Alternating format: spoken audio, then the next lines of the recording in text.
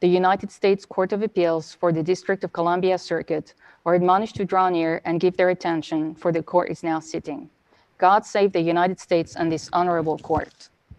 Case number 20-5329. In re Federal Bureau of Prisons Execution Protocol Cases, James H. Rohn Jr. et al. Appellants versus William P. Barr, Attorney General et al. Mr. Dryluski for the appellants, Mr. Meltzer, Ms. Patterson for the appellees. Before you start, Mr. Dryluski, I just want to thank all the attorneys for the expedition with which you've been filing briefs. We obviously wanted to be able to decide this in a timely manner given pending executions, and we're very grateful for what we know has been night and weekend and long hours work on all of your end. You may proceed. Thank you, Your Honor. Good afternoon, and may it please the court. I'm Alex Dryluski, pro bono counsel to appellant Corey Johnson, and today I'll be speaking on behalf of all appellants. And just to echo the thanks, we want to thank the court for scheduling this argument so quickly in this obviously enormously important case. I'd like to turn first, if I could, to the Food, Drug, and Cosmetic Act claim. The circumstances in which this case now sits, we submit, are extraordinary. The district court has held conclusively that defendants are executing prisoners in a way that violates federal law, and yet plaintiffs have been left with no remedy whatsoever for those proven violations, and no way to prevent defendants from continuing to act contrary to law. This result was reached in error for the following reasons. First, under Section 706 of the APA, plaintiffs were not required to show irreparable harm to prevent defendants' unlawful conduct. Second, even if plaintiffs were required to do so, the court's assessment of the evidence regarding irreparable harm was fundamentally flawed because it applied the wrong standard based on its misreading of the Supreme Court's per curiam decision in Lee. And third, regardless of the district court's assessment of the evidence, it independently erred by misconstruing the harm to plaintiffs based on defendants' continuing violations. Turning first to Section 706 of the APA, the district court ignored the plain language of this section, which provides in no uncertain terms that a reviewing court shall hold harmless, shall hold unlawful, and set aside agency action not in accordance with the law, with no further requirement that plaintiffs show irreparable harm. Now, we know that when Congress wanted to require irreparable harm, it knew exactly how to do so. And we can look no further than Section 705 of the APA itself. But even accepting your statutory argument, Mr. Dryluski, here you're asking for more than a declaration that the protocol is invalid.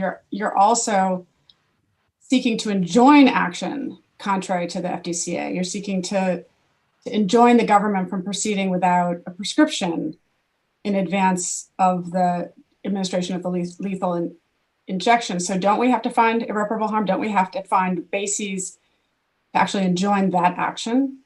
So Judge Pillard, I think that the answer is no, and that's based on national mining.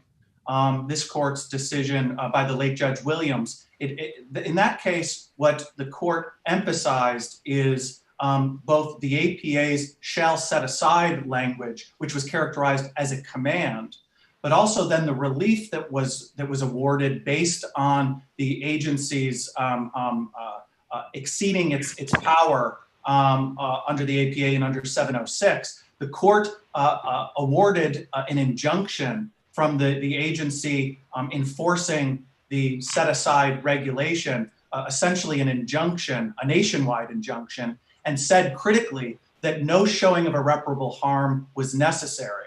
We think the same reasoning applies here, where you're not dealing with a preliminary injunction, the merits of which are still in dispute. We have conclusive and final judgment on this issue. Judge Chutkin ruled that the defendants here are violating the Fdca and thereby acting contrary to law. And but so, I'm sorry, wasn't national mining decided before the Supreme Court's decision in eBay, which really has clarified a kind of a cross-cutting understanding that permanent injunctive relief depends on a finding of irreparable harm? It was before, Your Honor. We submit that eBay doesn't change the analysis. eBay was obviously not an APA case. It was a dispute arising out of the Patent Act. The Patent Act itself had specific language in there about permissive injunctive relief.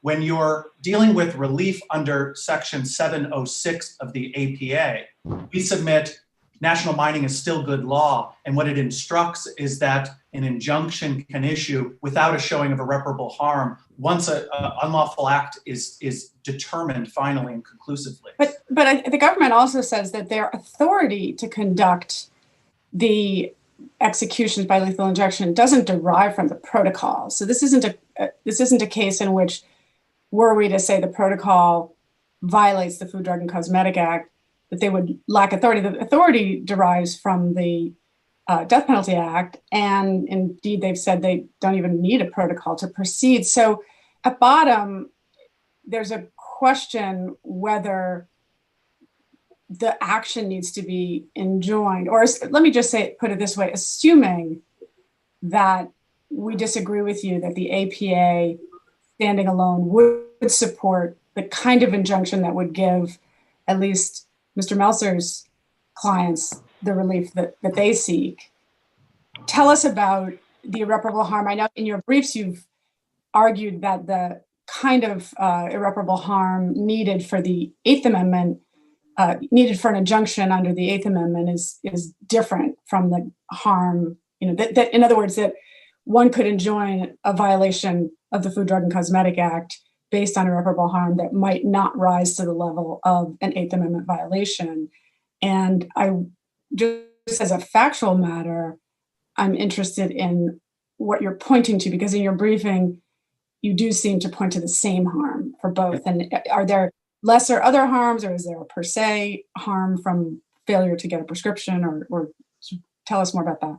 Thank you, Judge. I will, and I'll move over to the irreparable harm point now on the assumption that we do need to show it. I will add before I move on that the suggestion that the defendants would continue to act in violation of the law, even if the protocol were held unlawful and set aside, to us is both surprising and slightly disturbing.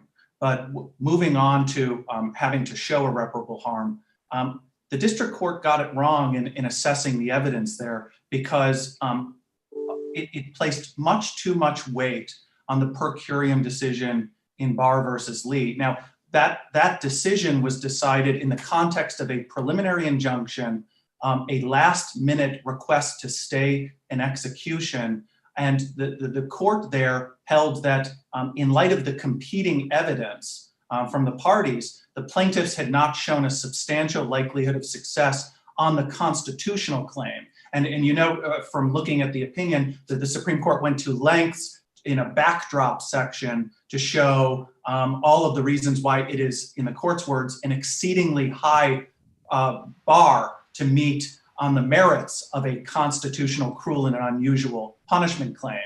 But here, we're in a different posture, and we're dealing with a different claim and a different analysis.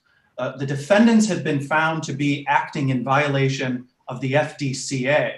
Now, assuming we have to show irreparable harm, the irreparable harm that we showed and that the district court misconstrued is that by not complying with the Fdca's prophylactic safeguards, and those are there specifically, the court in Beatty held, to ensure that lethal injection drugs are administered humanely and to minimize the risks of pain and suffering.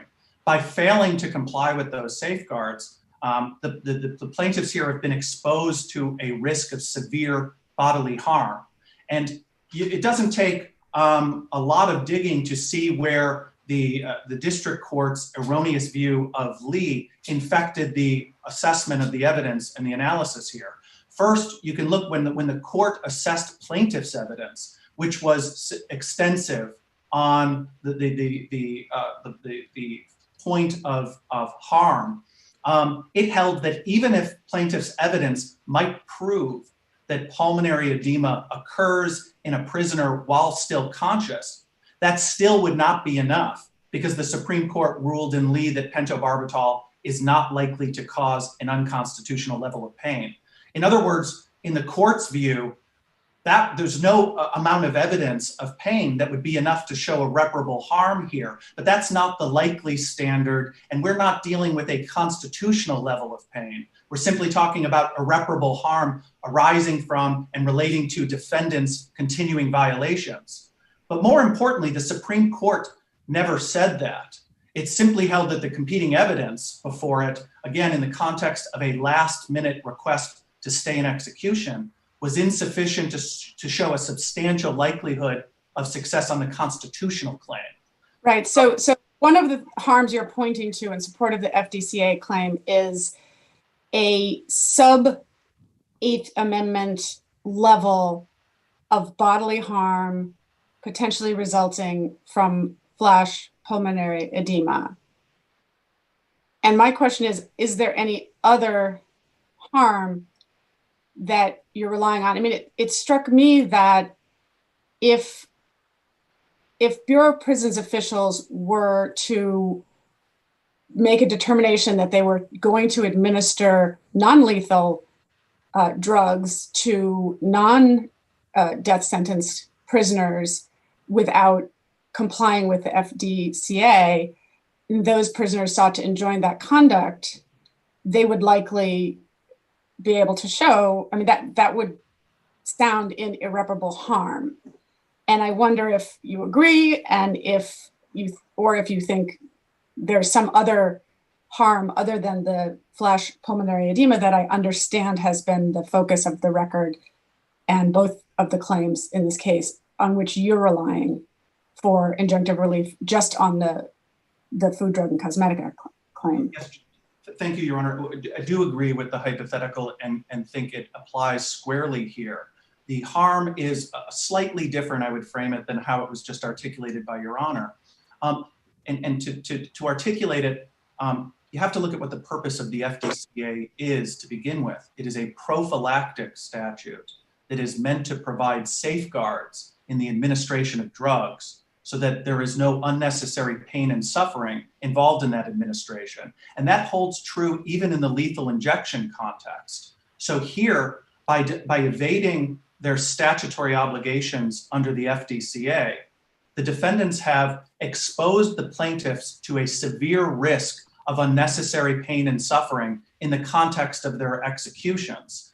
And so while it's the irreparable harm, of course, can be the flash pulmonary edema, it is that increased exposure to that risk of severe bodily harm. And we put in the evidence on the record that there is very, very strong evidence that this pulmonary edema is severe bodily harm. It's a virtual medical certainty, and it creates the sensation of burning, suffocating, drowning in those in which it manifests while they are conscious. So can I just ask, I'm missing a step here, I think, in my mind.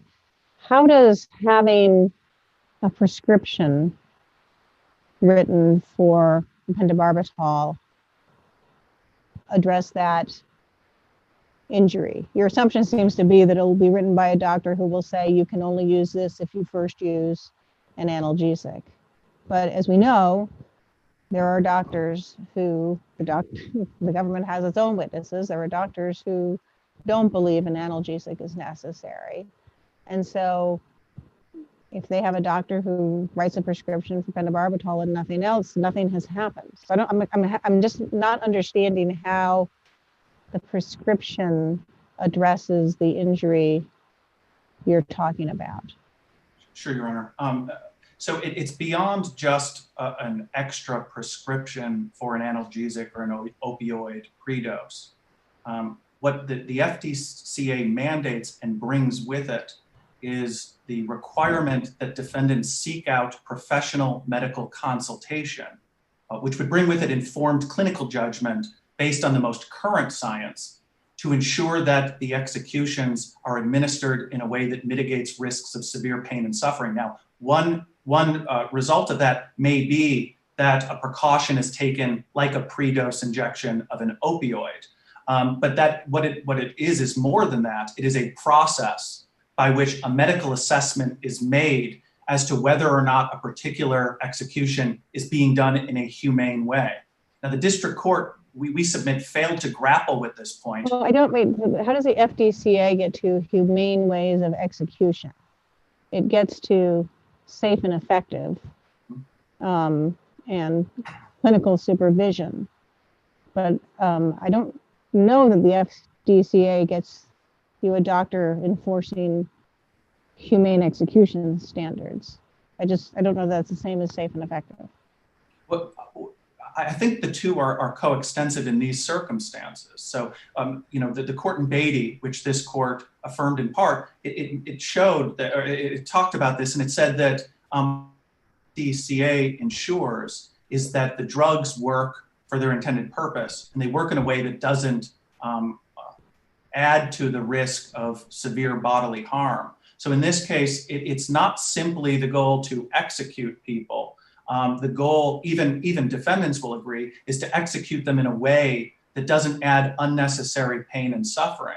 And looking at flash pulmonary edema, the evidence here is that it is extensive and severe. But that's your evidence. I mean, they clearly have competing evidence. And so if they get a prescription from one of their experts or just a Bureau of Prisons doctor, and it says just pentobarbital, they will have complied with the FDCA and your claim will be over.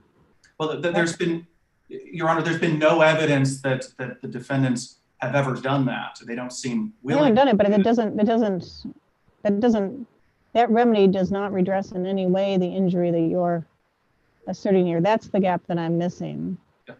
I think the injury is redressed, again, whether or not a pre-dose is prescribed at the end of the day. The point is the protection, the safeguard that's in place by the FDCA as a prophylactic statute is that medical process and assessment as to whether it's necessary or not. So we can speculate, and the government can speculate. But that hasn't been the way you've been framing it. Like, to me, I'm just not sure why the harm from the FDCA violation here is different from the harm from non-death sentence inmates who would want to get an injunction against non-prescription beta blockers or insulin or, what have you. But you do keep going back to the flash pulmonary edema, and you're right that the government will concede that they want to achieve humane execution, but they also argue that the Constitution doesn't guarantee a painless death. And so just struggling here to distinguish the threshold for injunction, and maybe this is unfair because we should also ask Mr. Meltzer some questions, but the threshold for injunction under the FDCA and how it really differs from the threshold under the Constitution. Yes, Your Honor. In the constitutional level of pain, of course, the Constitution tolerates some level of pain. The standard is whether there's a super addition of pain on top of what is tolerable and it's unnecessary. But here, in the context of irreparable harm for an FDCA violation, the district court itself recognized the possibility, even at the end of the day, that there's a possibility that these prisoners will suffer excruciating deaths. And so what the FDCA does is it puts in place those safeguards around the administration of pentobarbital that ensures that there is trained medical and clinical look at these executions before they happen each time to see if something is needed to reduce the risk of that severe and unnecessary bodily pain. That removing those safeguards alone is the irreparable harm here, because you're putting these plaintiffs at risk without any of that clinical oversight. Let me just ask you. Oh, go ahead. Go ahead. Oh, yeah, Mr. Vacator, I guess my question is maybe even prior to some of these points, which is, and I think some of this discussion highlights some of the difficulty of applying the FDCA at all to a drug that is being used for execution. And, I just wonder how we can read the FDCA to also apply the drugs being used in this context when you look at the text of the statute and the Supreme Court's analysis in Brown and Williamson. Thank you, Judge Rao. This court has already ruled on the issue twice, that lethal injection drugs like pentobarbital are subject to the FDCA. In the Cook case, the FDA conceded that the FDCA applied. So there wasn't really a full, analysis on that question. Well, the court did look in Beatty below at the issue and assessed it as the drug at issue there, sodium thiopental, was a drug that was already regulated by the FDCA, and it doesn't lose its status or its definition as a drug depending on its intended use. So a drug is a drug is a drug. And although it's used in the lethal injection context, it remains subject to the FDCA. And the policies, the core principles behind the FDCA continue to apply even in the lethal injection context. I think that's what distinguishes this case from the Brown and Williamson case. As Beatty recognized, even though you are using a lethal injection drug or a barbiturate as a lethal injection drug to bring about death, the policies behind the FDCA still come into bear to ensure that the drug is used as intended to ensure or to mitigate the risks of an inhumane death.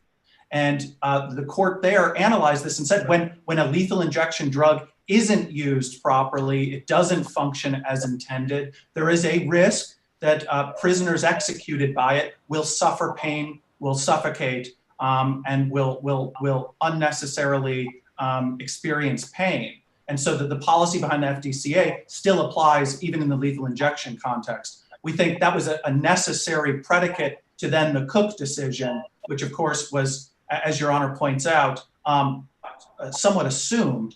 But this court in a panel just last July that of course included Judge Pillard, followed Cook in denying the defendant's motion to vacate the district court's preliminary injunction order, which was issued based on the district court's ruling that defendant's use of pentobarbital was likely violating the FDCA.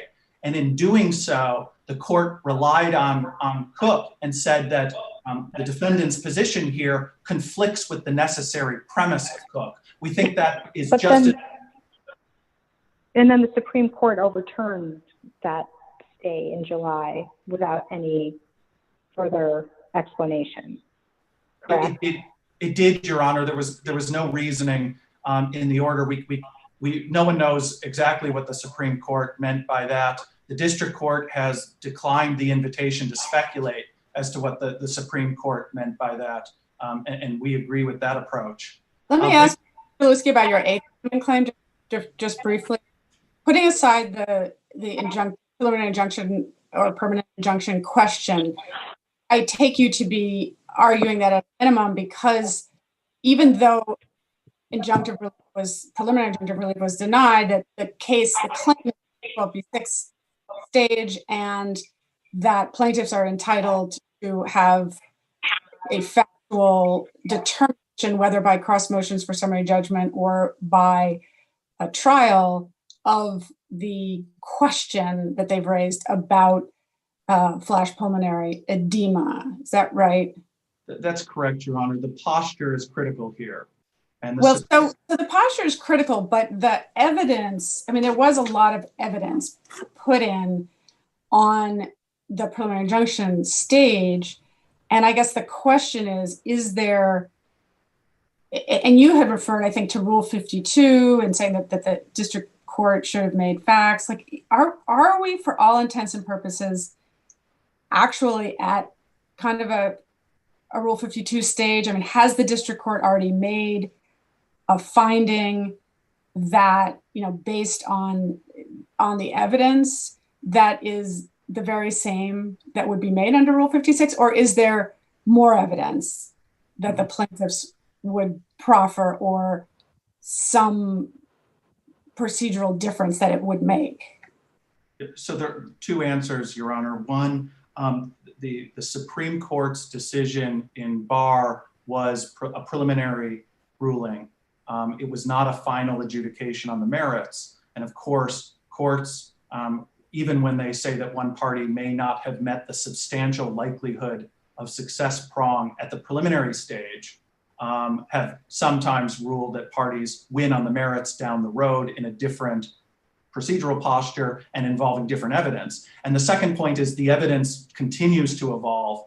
To answer Your Honor's question directly, the evidence has continued to evolve since Barr versus Lee. There have been more executions, and with every execution that occurs, we get more evidence that pentobarbital, without any precautions put in place, is causing prisoners to feel the effects of flash pulmonary edema while still conscious. Can I just clarify, have you got more evidence since the district court's ruling in September that the evidence does not show that they are likely to suffer because they're not likely to still be conscious? No, not more since then, Your Honor, but that's sort of one of the errors that we think the district court made here, is that the district court looked at the new evidence. This was evidence from the execution of LaCroix, and said, even if that is proof that this prisoner suffered flash pulmonary edema while still conscious,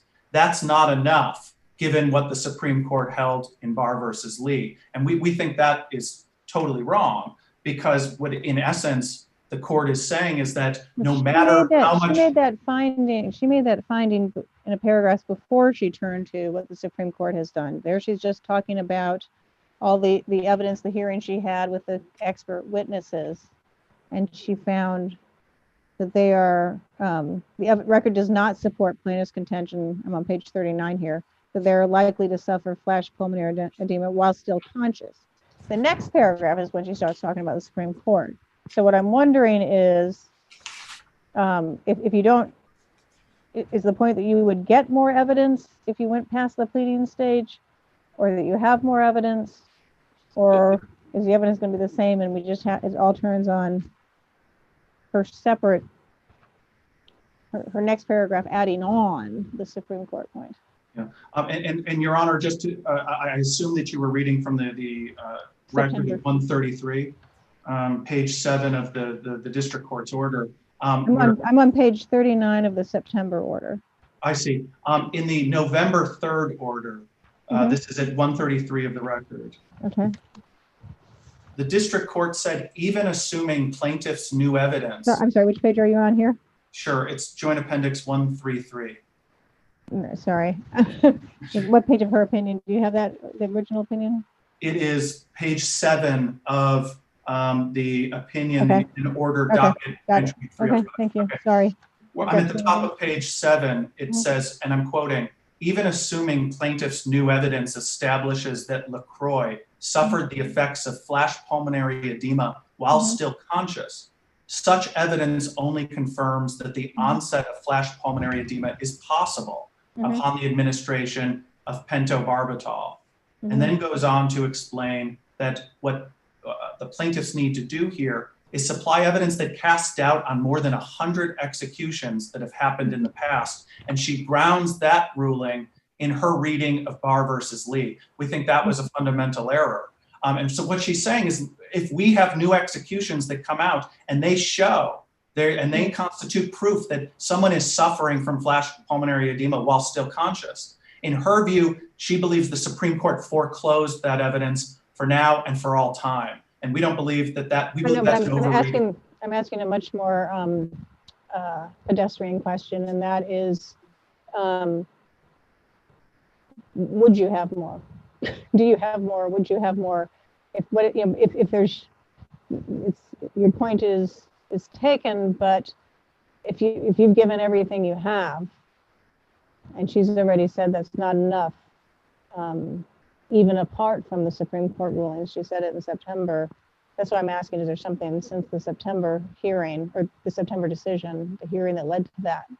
I can't keep track if there've been additional executions with evidence, or you've gathered other experts, or there's other evidence that you have or you think you would obtain by going forward with a case like you would if this wasn't something, if this was a normal constitutional litigation that wasn't caught up in the up and down of stays and death penalty cases? Or for cross-examination even. Mm-hmm. I think we would do a few things. We would certainly continue to gather more evidence from executions to continue to bolster our understanding that gets more precise and more certain with every execution that this is a problem. We would also we would depose the experts that have been put up against us. We've never had the opportunity to get them in a deposition room. Now, there has been some cross-examination, but it was a couple of hours of a hearing over a weekend in an expedited fashion. We would want that evidence as well. So there is the answer to the question. So that's what you again. Yes. Okay. All right. Have there been more state executions using just pentobarbital this fall? I don't know the answer to that. I can try to find it out for you before the end of this argument. I just didn't know if that was another source you were following. Okay. Another symptom of the problem, beyond saying that we needed to show evidence that casted doubt on more than 100 executions carried out with pentobarbital, was the district court also, despite recognizing some serious flaws in defendants' two experts, faulted the plaintiffs for failing to completely undermine them. Right. Now, again, we think that reflects the skewed view that the district court had as to its fact finding here and what evidence was necessary to show irreparable harm in the context of the Fdca claims. Okay, thank you. I think we have some other folks that still need to talk. Do my colleagues have more questions at this point? We'll give you some time on rebuttal. Thank you, Your Honor. Colleagues have more questions? Okay, thanks. Okay, we'll let Mr. Mitzer speak to this. Okay. I'm sorry, Judge Wright, did you have a question? No, I did not. Thank you. Okay, thanks. All right, Mr. Meltzer, I think you're to talk about the stay motion. Is that correct? Good afternoon, Your Honors.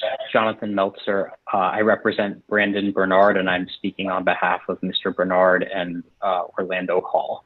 I would just like to, rest on Mr. Drylewski's discussion of the merits of the case, and I want to make one brief point about the stay standard made by the government, and then I will certainly address any questions that the court may have. The government suggests in footnote 3 of its opposition to the stay motion that the movements need to make a clear and indisputable showing of a right to relief in order to receive a stay in this case. And that is just not consistent with how the Supreme Court has treated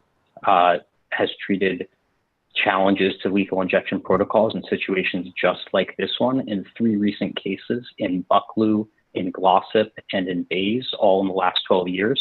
Petitioners brought civil suits just like this one, challenging a lethal injection protocol. And in each case, the Supreme Court granted a stay pending its disposition of the petitions for certiorari. And in none of those cases did the Supreme Court suggest that any higher showing was necessary, nor would it have made sense in those cases, because ultimately in all 3, the petitioners lost on the merits of those cases. And so if petitioners had been required at the outset to make a clear and indisputable showing of a right to relief, the Supreme Court would have been in error in granting all 3 of those stays. It obviously did grant those stays, and ultimately it did not rule for petitioners, but what that shows is that they were applying the typical stay standard from NCAN and not the standard that the government suggests here. So what the government is in fact asking for here is a departure from standard Supreme Court practice on this type of stay motion, and we don't think that that's warranted. My colleagues have any questions? I wonder if you could address the question that I was also asking of your colleague about what, if any, difference you think there is between the kind of showing of irreparable injury that might support an injunction on the Fdca statutory claim as distinct from the constitutional claim.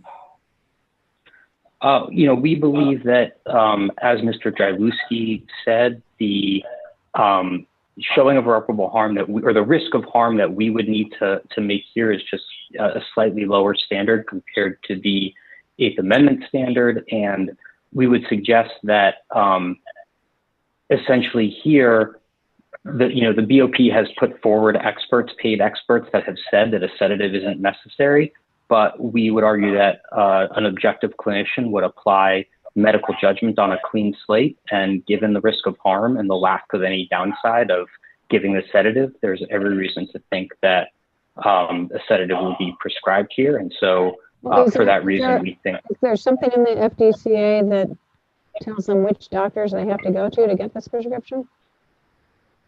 No, Your Honor, and certainly we would expect them to go to a doctor who would provide independent medical judgment on what is necessary. And if they went to a BOP, if they went to one of their BOP doctors, the BOP, Bureau of Prison doctor covering the facility where your clients are, or where they're going to be executed, and that doctor issued a prescription, the FDCA claim would go away as long as there's a prescription? Well, what we think, as Mr. Jarlowski said, what we believe is that that doctor would, what we are entitled to is a doctor weighing whether or not a prescription for pentobarbital should be given in these circumstances, and under what circumstances it would be given, whether the doctor would also prescribe a sedative along with it. And so if ultimately the BOP position that you've hypothesized were to give that prescription without providing a sedative, pursuant and lawfully under the FDCA, we think that is what we are due, but we certainly believe that a medical doctor using independent judgment might well give that sedative, and we think that's precisely what we are entitled to here. I guess I'm having the same confusion that I had about the framing of this claim that I discussed with Mr. Jarlowski, which is, if I were an inmate with heart condition and I needed prescription, I don't know what people get injected, and it had been routinely given to me by prescription, and then the prison said, we're just going to get this, batch from a founding pharmacy, and we're going to have our nurses give it to you without prescription because of the drill. I wouldn't have to show any risk of flash pulmonary edema to get an injunction against that determined policy by the Bureau of Prisons. But I don't take that your argument, and I'm sure that Ms. Patterson will tell me why that's an inadequate basis for injunction, but it's not entirely apparent to me. No, and Your Honor, I'm sorry, before you answer, Mr. Nelson, I apologize. I'm getting a lot of feedback. I don't know if other people are. Courtroom Deputy, I noticed that Ms. Patterson is not muted. I don't know if that's part of the issue or not. She looks like she's in a nice quiet place. Yeah, I know. I'm different of electronics. I'm not sure what else is going on. I'm just trying to so I can hear. Judge, Ms. Patterson is muted. She has a phone connection. Okay. And her phone connection is okay. muted. Okay. I'm just trying to figure out what's causing all the feedback. I apologize, Mr. Your Honor, I apologize. It may be coming from me. I hope not, but it's certainly possible that I'm the source of the feedback. But in any event, no, Judge Pillard, your question is certainly, as with you, I'm interested to hear what Ms. Patterson has to say in answer to that question. I certainly think that, the BOP is required under other circumstances to get a prescription for medication that is provided to prisoners. And so, we certainly, we believe that we have pointed what the harm is here of an SDCA violation of not allowing a medical doctor to determine the circumstances under which pentobarbital would be prescribed to our clients. But, there's obviously a more foundational question that you're asking here that we don't disagree with. And that would be satisfied by a BOP doctor who might make a judgment quite contrary that you would, but that's the statutory obligation, is it not? That's exactly right. That we certainly have a view of what we think that BOP physician would do, but the obligation is for a BOP decision to make that independent judgment about what is required, and we believe that's the statutory obligation, and it should be carried out here. Just as if I wanted an insulin pump, but the BOP doctor prescribing the insulin said, no, we're going to continue with your daily injection. That would comply with the FDCA, even if the policy I'm hypothesizing, which does away with wouldn't. That's exactly right. Okay. Are there any other questions? If there are no, All right. Thank you very much, Mr. Meltzer. We'll hear from the government now. thank you. I believe I've unmuted myself, but if you can't hear me, please let me know. I do want to note, I can't see Judge Rao. I don't know if there was an announcement I missed at the beginning, but I can see Judges Millett and Pillars, but not Judge Rao. She is present, and she is only on audio. Okay, thank you very much. And I apologize for accusing you of causing feedback if I did it wrongly. Pardon? I apologize for accusing you of causing feedback. So. That's okay, Your Honor. You know, I'd like to start with the FDCA. And I'd like to first make the point that the Supreme Court's vacatur of the first FDCA-based injunction in this case, in Perkey, it was unexplained, but there are essentially two possibilities for the court's vacatur. Either agreed with the government on the merits that the FDCA simply does not apply to drugs intended for use in lethal injection, or it considered the equities to warrant vacating the injunction that was entered. And either way, we think that that decision underscores the impropriety of reversing the district court's decision and deciding that an injunction based on any asserted FDCA violation is warranted here. Now, as Judge Rowe referred to, there's sort of a threshold question before we even get to the existence of injunctive relief. And in fact, there are two threshold questions. And that's first, whether the FDCA applies at all to lethal injection drugs. And second, whether or not this type of APA suit can be brought to restrain violations of the FDCA. So I'd like to start actually with the second point and to draw the court's attention to 21 USC 337, which says that actions to enforce the provisions of or to restrain violations of the FDCA shall be in the name of the United States. And subsection B goes on to provide a very narrow carve-out to that United States only rule for states in very specific circumstances. And we think that this is the sort of express congressional indicia of a statute that precludes resort to the APA's default cause of action. You know, in cases like Block v. Community Nutrition, the court said, we need to examine whether the particular class of plaintiffs who are attempting to use the APA to say something is wrong with a scheme, we need to see if Congress wanted that particular class of persons to be able to sue. And there, of course, it was implicit. The court found that in the, I believe, the milk marketing scheme, because Congress had so carefully specified who could sue and who couldn't, the consumers who wanted to use the APA's cause of action there were out of luck. Now here, was anybody allowed to sue there other than the government?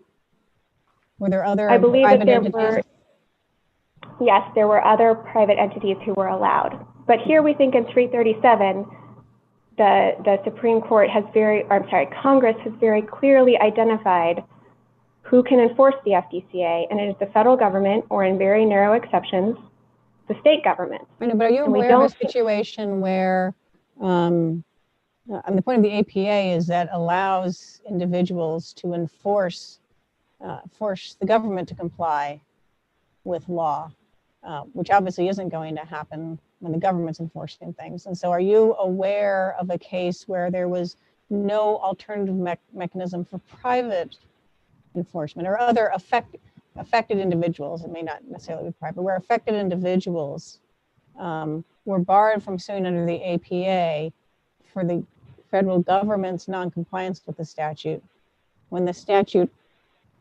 similarly to here, envisioned federal enforcement against other people, but it's clearly not against itself?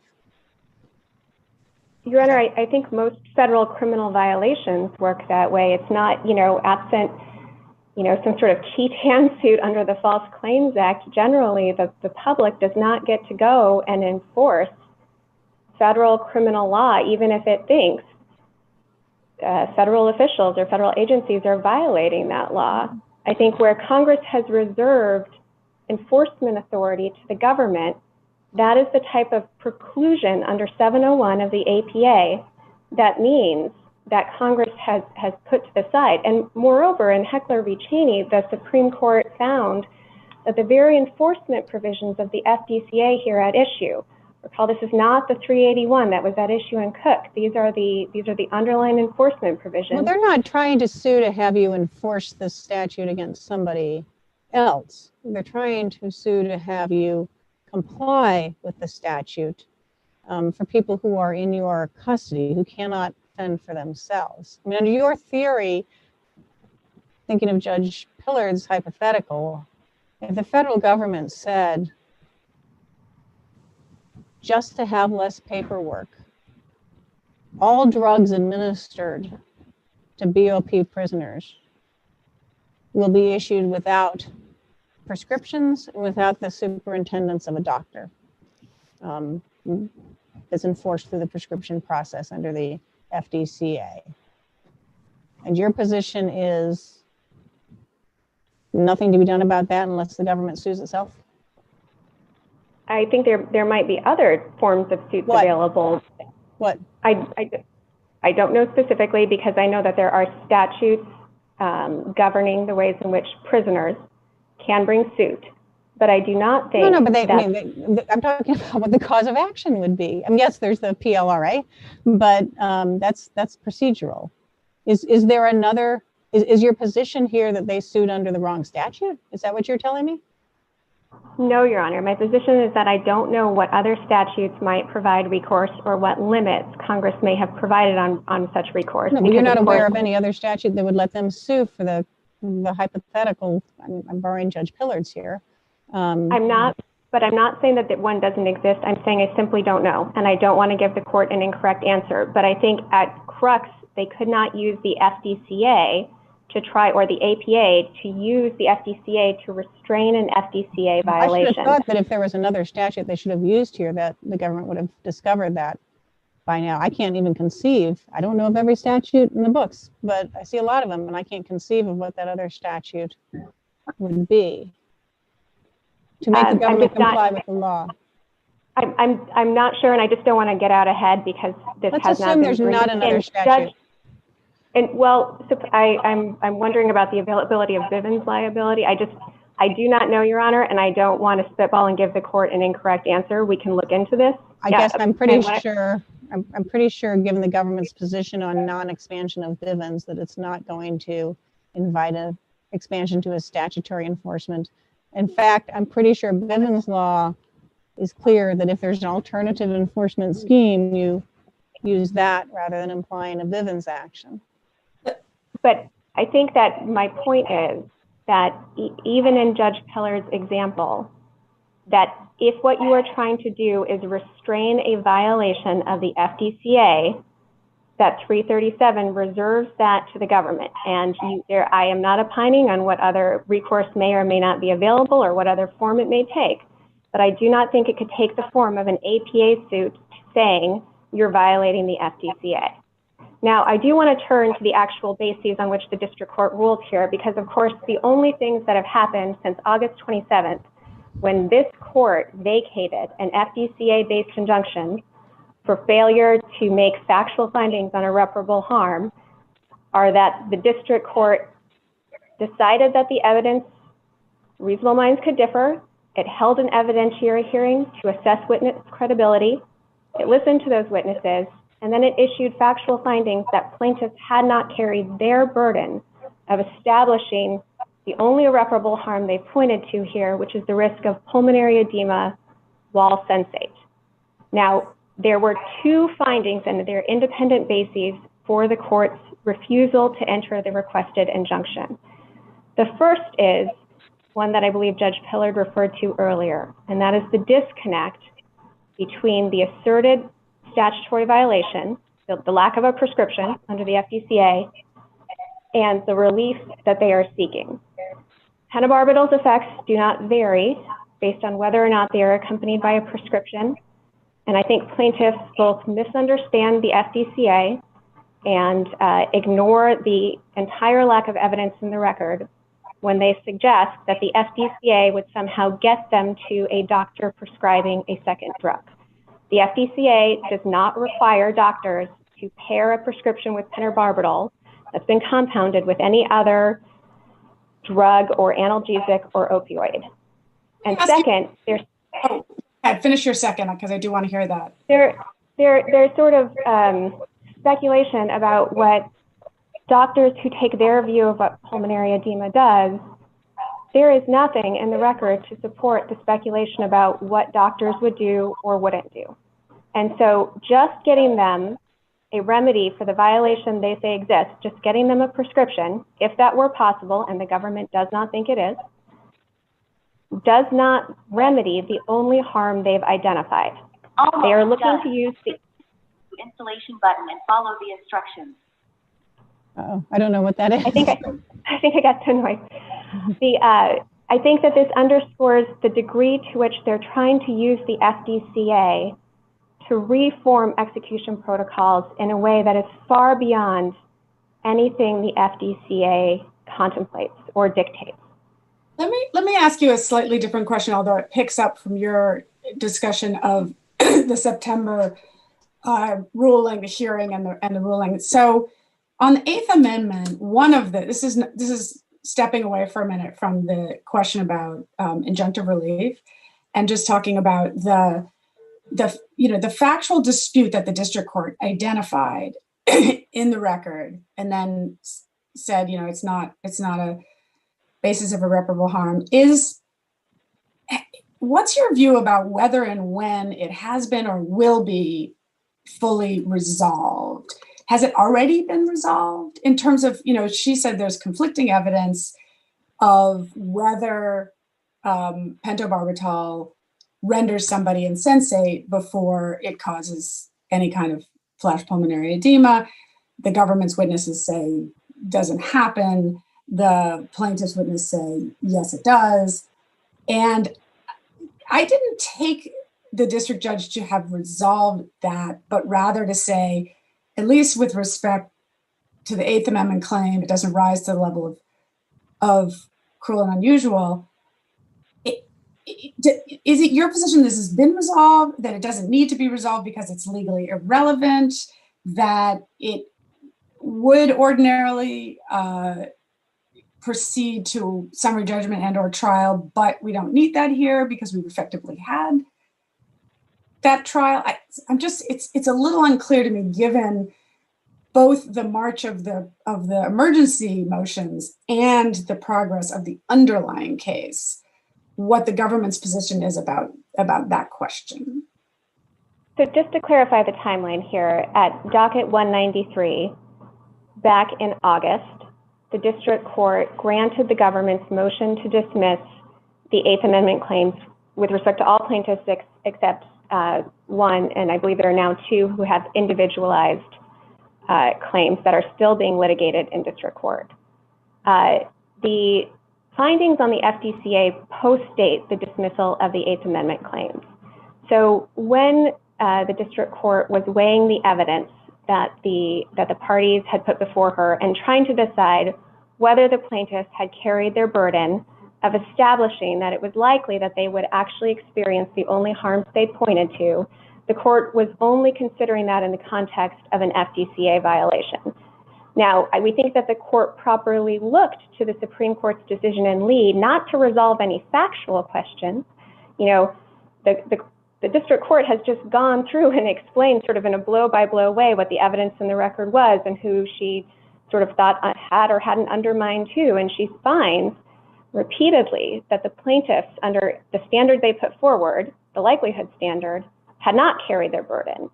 And then the district court says that it's looking to Lee to decide sort of when it is appropriate, what warrants injunctive relief. And we think the district court appropriately looked to the cues about when to use that equitable discretion, given that in Lee itself, the Supreme Court had before it the district court's sort of preliminary assessment of the evidence before she heard from the witnesses, before it had any evidence from Dr. Crowns, the government expert on which the court primarily pointed to.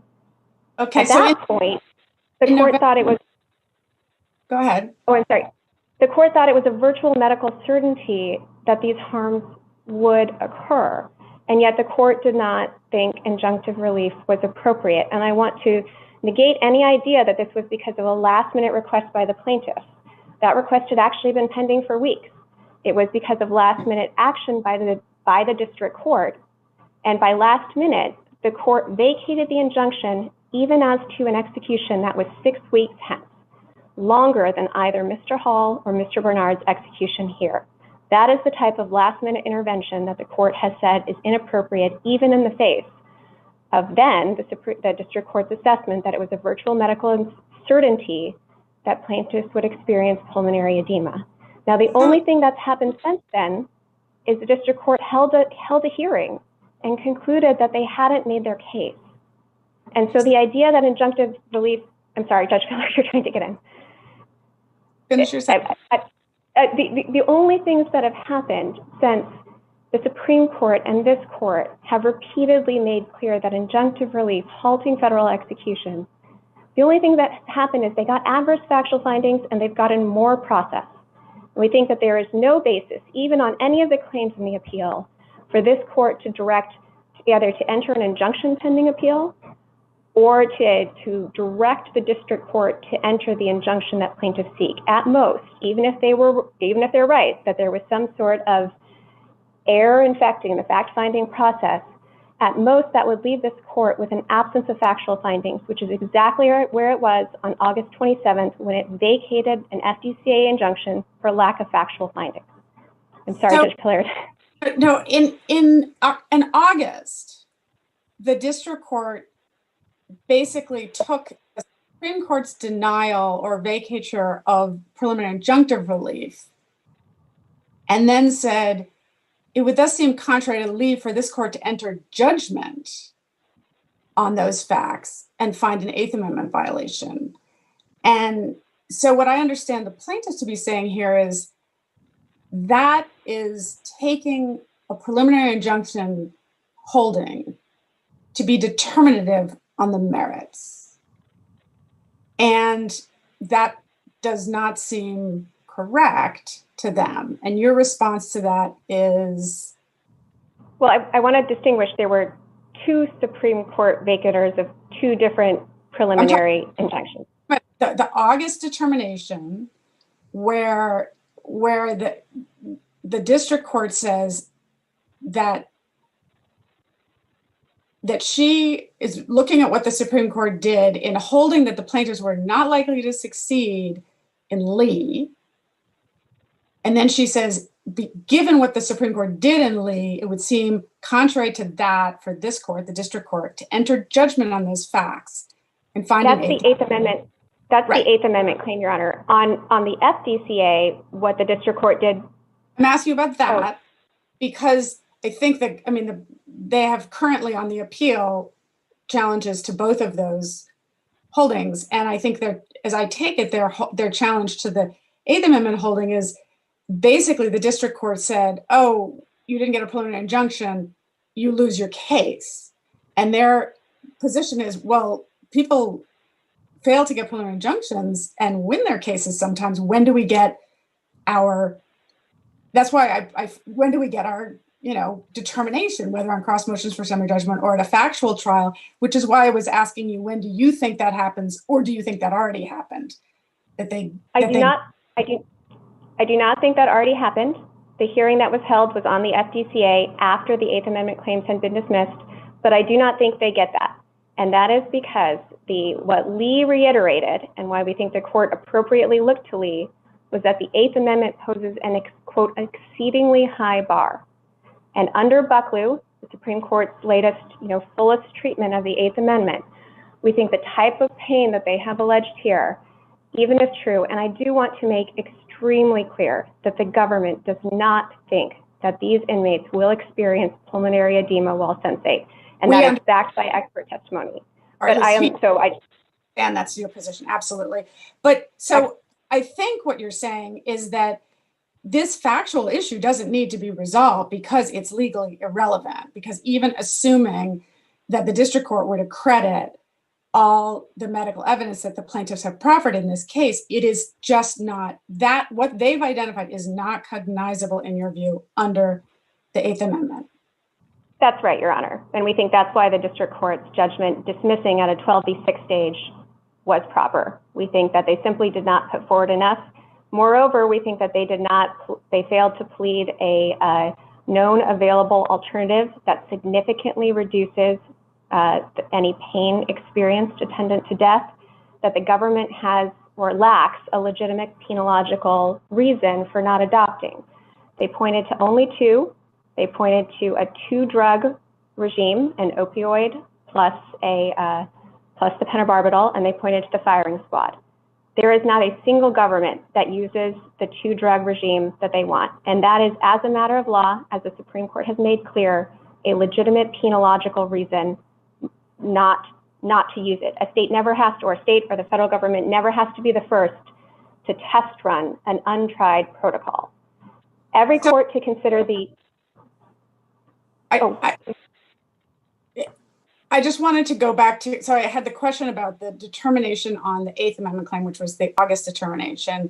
And it's been very helpful. You clarified for me that indeed it's a matter of law ruling that you take her to have made. So even looking at the pleadings, she's saying as a matter of law, if everything you're pleading is true, I can't allow that claim to proceed because it doesn't plead something that would constitute a matter of execution Eighth Amendment violation. That's correct, Your Honor. And the district court was clear that it was crediting, you said, sort of even crediting all of their evidence. This isn't enough. And we think that that was the correct application of amendment law.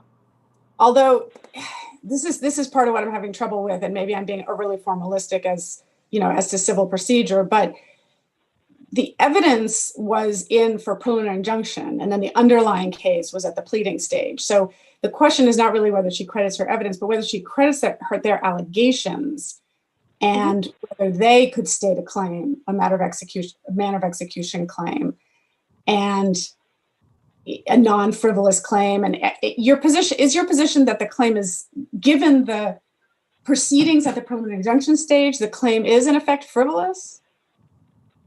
Not that it's frivolous. Not every claim that fails to meet a 12B6 standard is frivolous, Your Honor. But there's a great deal of space between frivolity and fails to state a claim, and fails to state a claim that could plausibly get relief under the Iqbal standard. And we think the court was correct that this just did not state a claim. It wasn't enough. Okay, and on the FDCA claim, I think their position is, so then a month later, or at least the next month, Sorry, can we stay on the Eighth Amendment for a minute? Or do you? Oh, yes, absolutely. On the Eighth Amendment, there's sort of this severity issue for pain, right? That's what I thought the district court was saying, that whatever this pain is, it doesn't add up to something that violates the Eighth Amendment, because the Eighth Amendment has a very high standard for pain. Is that how you understood it? Yes. Sorry, I've got a frog. I'm having a little trouble hearing, but I think I agree that the district court properly recognized that the extent of pain alleged in the complaint did not meet the Eighth Amendment's high bar. Does gratuitous pain violate the Eighth Amendment? Even if it's not a high bar. The Supreme Court has sort of reserved the issue of whether or not there's sort of an intent requirement. It's certainly, a state is somehow intending to add pain. The court has talked about super added pain, terror, disgrace. And so if that's what you mean by gratuitous, sort of the state is either intentionally or negligently adding pain, terror, disgrace to a means of effectuating death, then that is what the Eighth Amendment is aimed at. And of course, right. So if there was pain, maybe it wouldn't be worse than hanging pain. Supreme Court talks about that sometimes. But it's not necessary to carry out the execution. It could be easily avoided, or it's just an add-on. They don't need to do it that way, but they choose to. Is that so? It's gratuitous. I'm not talking about the Your Honor- complexities of drug protocol, free drug protocols and drugs no longer being made. I'm just talking about, you know, they say we're looking for a vein. We're looking for a vein to put the drug into, and they're going to stab around for a vein for 5 minutes, and then we will insert it. All right, that's not super severe, terrible pain, but it's not necessary. You can get a phlebotomist that can stick it in the vein, the right vein the first time. You don't need to stab the guy in the arm for 5 minutes before you put the needle in the vein. So it's just super added on pain. That would violate the 8th Amendment or not? I don't know, Your Honor. The 8th Amendment has a very high bar, but I want to note that there are It no doesn't have a high allegations. bar. What I'm asking you is, does it have a high bar for gratuitous pain? What if they punched him in the stomach to make him lay down? Well, let's make sure they Your lay Honor, down. We don't have to wrestle them. We're just going to punch him in the stomach, and then they always lay right back down, right down.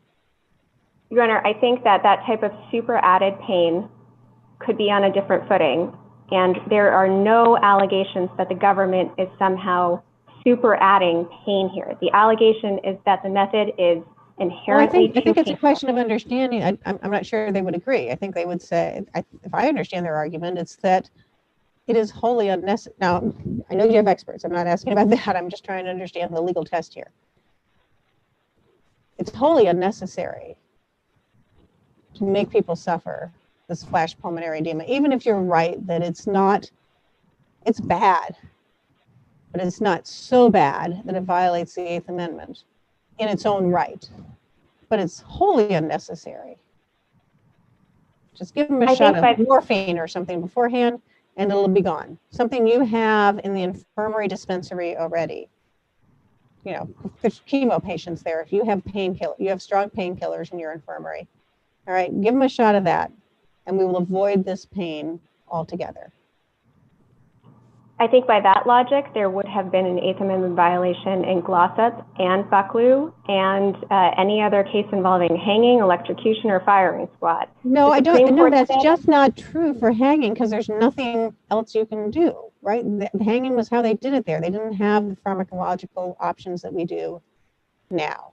It's a different time. And so the question is simply, is gratuitous pain, even if it's not, so it's more painful than hanging? It's not at that level. It's painful, but it's wholly unnecessary.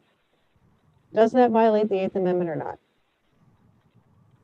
I don't think I agree with how you're defining wholly unnecessary, Your Honor. I'm sorry. I think that I think it was a glitch here. I couldn't hear if you say. I disagree with how you're characterizing wholly unnecessary, and I think by this line of logic, the drug how am I protocol. characterizing wholly unnecessary? This is my question. All right, my question is, my hypothetical is, it's wholly unnecessary pain. Either a punch in the stomach, because then we never have to worry about wrestling them down on the table, or stabbing around in the arm for 5 minutes before we put the needle in. It's wholly unnecessary pain, but it's not the type of severity of pain in the way it's felt that would in its own right violate the 8th Amendment if it were necessary. It's wholly unnecessary pain. Does that violate the 8th Amendment or not? I don't have an answer about what type of superadded pain, terror, disgrace might qualify, because as the Supreme Court explained, there has never been a method imposed by any government in the United States that attempts to superadd pain, terror, disgrace. There has been an earnest desire to move to ever more humane types of execution. And that is why the Supreme Court has never invalidated a single execution method. As you don't have a position on whether superadded pain that's unnecessary to effectuating the execution violates the 8th Amendment. The government does not have a position on that? I think the Supreme Court has indicated that superadded pain can of the 8th Amendment, but if you're asking me to sort of give examples or quantify of what that type of superadded pain might look like, I can't, because the Supreme Court has never identified any. You can, but you can come up with a hypothetical just like I did. I thought punching in the stomach was a safe hypothetical, but I guess not. The government believes it could do that. I thought that was I am not agreeing, and I am certainly not conceding that we would think that that is an appropriate or constitutional. I am not taking a position on that question, Your Honor, because that is you're not agreeing that it's unconstitutional either. See, I am taking no position, Your Honor. We are so far from any of the allegations in this case. And if there were some sort of constitutional principle that required us to affirmatively eliminate any of the sort of necessary pain that attends death, we would have seen very different results. And in fact, the Supreme Court in Bayes very clearly said judges should not become sort of boards of inquiry tinkering with execution protocols. That is not permissible under the Eighth Amendment. But of course, you agree courts can get involved if we believe there's a violation of the Eighth Amendment. That's Yes, not a Your board Honor. of inquiry. And if a court was of the view that unnecessary gratuitous pain violates the Eighth Amendment, your board of inquiry point wouldn't be relevant, right? It would, but I think the threshold, my point is about the Would threshold. that be a board of inquiry? Your Honor, my point is that the Supreme Court's language about a board of inquiry indicates that there is a very high bar before courts should get involved. I'm not saying that any time a court might take action to restrain a violation of the Eighth Amendment, that is a judicial board of inquiry. But I am saying that the Supreme Court has made clear that it is a high bar before courts get involved like that in changing the parameters of an execution method. And it is so far, so high in fact, that the Supreme Court has never authorized it.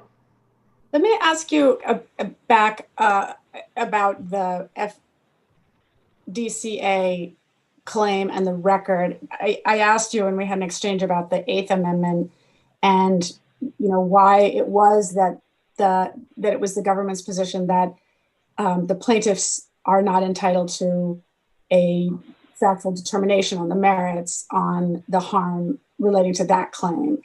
With respect to the FDCA claim, my understanding is that part of the plaintiff's appeal here is to argue that the district court erred in relying, in sort of interchanging the Eighth Amendment and the FDCA harm, and that in the September opinion, she basically said, where goes the Eighth Amendment, so goes the FDCA, whereas the thresholds might be different, and the harms that are material to a violation and to the entitlement to injunctive relief under the FDCA might be different. And that was a point that I thought plaintiffs were arguing that she didn't appreciate. So I just wonder there, because it's not the same structure.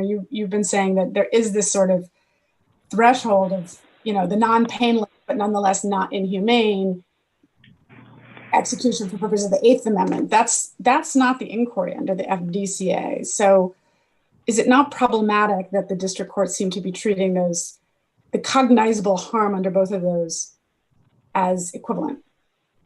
I don't think that's what the district court did. I think that's very unfair to the district court's analysis. I'm looking at docket 261. I'm looking at, this is around JA 120. We start there, page 36 of 261, and the district court goes through the evidence. The district court was not relying on Lee for any factual determinations. The district court made its own factual determinations. Then in light of those factual determinations, this is the September opinion. This is September 20. You're on page. So I'm starting at page 36. This is JA 120. Right. And about halfway down, the court starts its analysis. It says the record contains conflicting evidence. Then it runs through the different declarations from each of the sides, the competing evidence. It describes how the plaintiffs are relying on autopsy evidence. And then at the bottom of page 37, after considering the conflicting declarations, the court found that the question of whether an inmate will suffer a flash pulmonary edema before becoming insensate was one on which reasonable minds could differ. That's an attempt to make credibility assessments. Goes on to explain it held an evidentiary hearing. It explains why Dr. Crown's testimony meant that the evidence plaintiffs relied on was not probative of the question. Dr. Crown explained that autopsy evidence doesn't say anything about how quickly an inmate became insensate. Recall that the claim here is that an inmate will be unresponsive, so will appear unconscious, but actually sort of non-visibly be experiencing pain. And so the fight is when you actually become insensate. And so, you know, we had put in copious evidence showing that we thought that this claim that somehow pentobarbital would get to your lungs but not your brain, it would make you experience pulmonary edema without also rendering you unable to experience that, was simply wrong. And the district court concluded that they had not met their burden. After that, the district court... Right, the difficulty I think the plaintiffs are identifying and is that she, in ruling on the FDCA claim, she says, for example, in the denial of the reconsideration the order on page 133, she says, as the court has already explained, given Supreme Court precedent is not enough to warrant injunctive relief, but there isn't Supreme Court precedent on the FDCA point. And so she's really adverting here to Eighth Amendment inquiry when what the plaintiffs here are talking about is FDCA relief. And Your Honor, the district court at 133 said that sort of like the most that their most recent autopsy evidence, which again, she had already explained in her prior order why Dr. Crown's explanation had not been undermined, that type of autopsy evidence doesn't speak to the question of when an inmate became sensate. And I think you have to read them in light of each other. But the district court, when it transitions to talking about Lee, just as in the September order, is not talking about factual findings, it's talking about what warrants the exercise of equitable discretion, what warrants injunctive relief. Under the Eighth Amendment, which might differ, right? Or is it your view that there is no, I mean, I know your view is that the FDCA doesn't apply and that it can't be enforced, but assuming it did apply and that an APA claim is available, which I understand that's not where you are, but just to help us out, if it's available, is it your view that in order to be entitled to injunctive relief under the FDCA, one would have to plead and ultimately prove harm that would violate the Eighth Amendment? I'm not sure I would put it that way, Your Honor, but I remember there are two remaining equitable factors. And I think that the balance of equities and the public interest. And here what plaintiffs are saying is that because of the failure of a prescription, they can grind to a halt all lethal injections in the country. And that, in fact, all lethal injections that have happened without a prescription, which is the vast majority of them, I think it's like 1,000, have been unlawful all along. And I think that as a matter of equitable factors and equitable discretion, it would be the tail wagging the dog to allow the FDCA to enter an injunction halting lethal injections where the Eighth Amendment couldn't. I think that it is appropriate to look at the Supreme Court's guidance about when injunctive relief is and is not available in the Eighth Amendment context in exercising a court's equitable discretion, even assuming an FDCA violation. And I want to again point out that even if this court disagreed with how the district court made its factual findings, that leaves us where we were on August 27th. It does not warrant the entry of an injunction. So you did mention in terms of the balance of equities in your briefing, the principal equity that you talked about was delay, and you referred to extensive litigation and long-running litigation. But these plaintiffs on these claims only knew what protocol they would be executed under after this court handed down our decision in April of 2020, and they promptly filed suit, and the district court set. I mean, this is not Bucklew, this is not Glossop. I mean, this is a very different case where the convictions were long ago, but when you look at what's accounted for the time since then, is there a dilatoriness that you would point to on the part of either of the plaintiffs, for example, that Mr. Meltzer represents? Because I appreciate and I absolutely understand that the Supreme Court has said, there is a public interest in prompt carrying out of a sentence of death.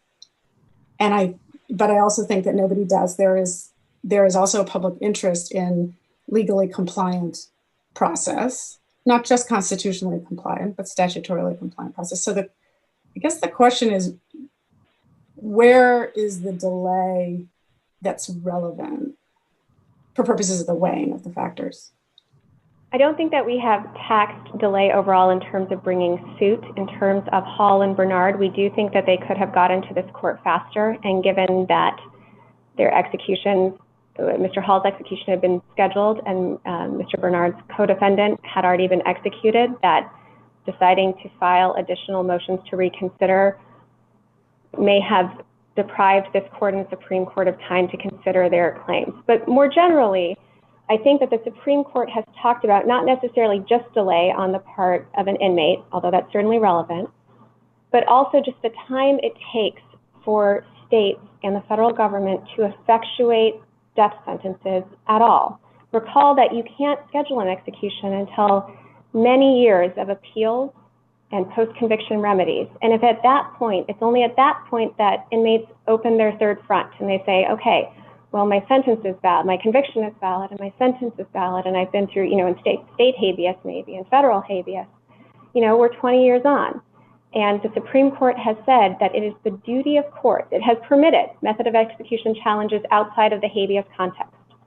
And we have not disputed that they can bring, as long as they're not actually challenging their sentences, we have not disputed that they can bring this suit. But it needs to conclude expeditiously so that we don't end up in sort of a habeas redux where you're multiplying the entire stages of litigation. These plaintiffs have now had the benefit of, I think it is something like 5 injunctions, all of which have been vacated by either this or the Supreme Court. The original plaintiffs were scheduled for execution in December of 2019. The case has been hard litigated and fought against. Of course, 6 plaintiffs and one more who is not a plaintiff have been executed with this court and the Supreme Court's permission, essentially by vacating the only injunctions blocking them. At this point, we think that the equities strongly favor going forward with any more scheduled executions. Again, the only thing that has happened since that time is that they have received more process and they lost on the factual findings. I see I am over my time. Happy to answer any remaining questions. I do want to I'm not trying to throw up jurisdictional roadblocks, but just to prevent any future jurisdictional mishaps on the FDPA. I believe this morning that plaintiffs made the 54B motion that they adverted to in their reply brief. The United States does not oppose the 54B as to all plaintiffs on the FDPA claim in substance. It is not entirely clear to us that the district court retains jurisdiction to enter that, given the notice of appeal, defective though it was as to the FDPA. So I would just note the existence of the indicative ruling process in FRAP 12.1 and in Federal Rule of Civil Procedure 62.1. I'm not taking a position on there. We have no interest in having this tied up in jurisdictional tangles, but we wanted to note that it is not clear to us that the procedural mechanism by which plaintiffs appear to be trying to remedy their jurisdictional problem are correct.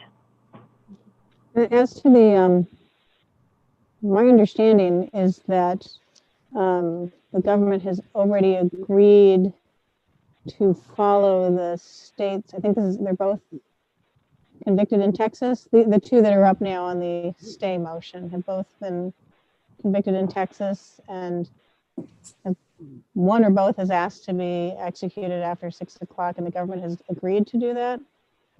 Ms.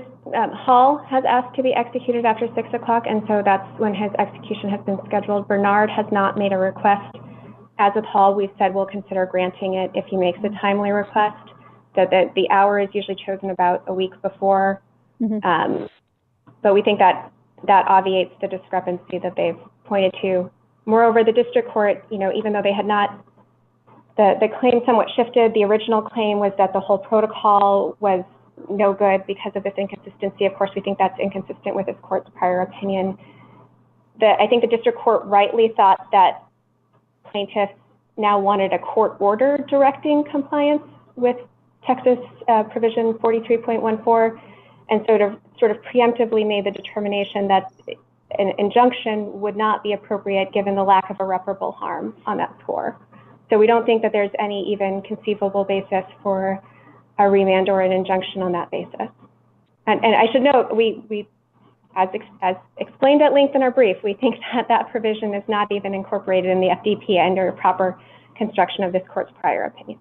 Can I just ask, because we had an exchange about whether if there were a situation where the Bureau of Prisons were administering drugs to prisoners generally without a prescription, and whether there could be any, you said there couldn't be a lawsuit under the FDCA, but you weren't aware if there was some other statute that the prisoners could sue under. And fairly enough, you weren't aware of the U.S. Code relevance at that point. Could you file a letter with the court by 10 o'clock tomorrow morning advising if there are other statutes under which the United States believes they could sue to enforce the FDCA? And just to be clear, the scenario that Your Honor has in mind is where BOP, I'm writing this down because I want to get it right, is administering drugs, prescription drugs within the meaning of FDCA. Otherwise prescription drugs, yes, without a prescription to prisoners. Non-death prisoners? Pardon? Just prisoners generally. They just say, we don't want the paperwork. We're not going to do prescriptions inside our prison walls. For people in our prison walls, they don't get prescriptions. We will file a letter on that topic by 10 a.m. tomorrow. Thank you, Your Honor. Thanks. Any more questions from my colleagues? Okay, Mr. Metzler, we'll give you 3 minutes for rebuttal. Oh, not Mr. Metzler, I'm sorry, Mr. Drelewski, I apologize. Thank you. Thank you, Your Honor. I'd like to turn back to Judge Pillard's hypothetical, if I could. So the BOP is administering a drug for heart conditions without a prescription, non-death penalty prisoners. And let's say there's some risk that the drug will cause heart attacks in its recipients.